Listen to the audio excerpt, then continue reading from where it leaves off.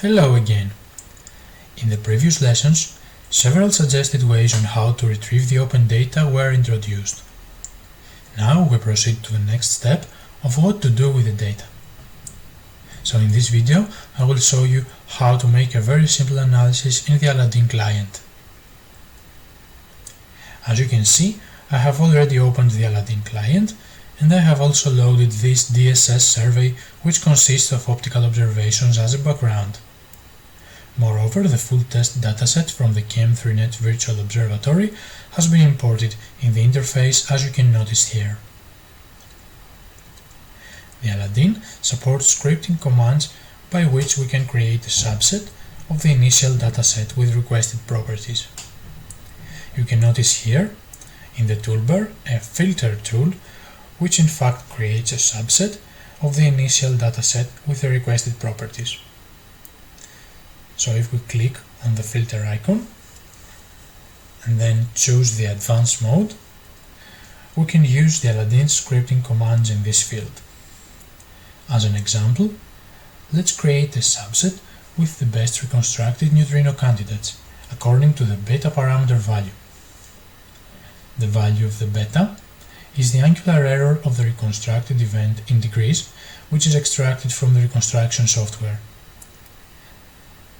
In this field, I'm writing a command asking for the events with beta value less equal to 0.2 degrees. By applying this, you can see here plotted the events that meet this condition.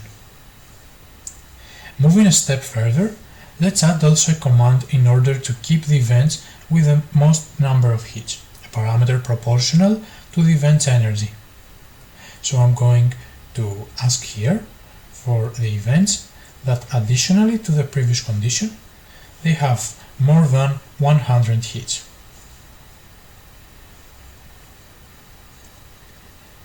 By applying again, you can see plotted the remaining events that meet both conditions.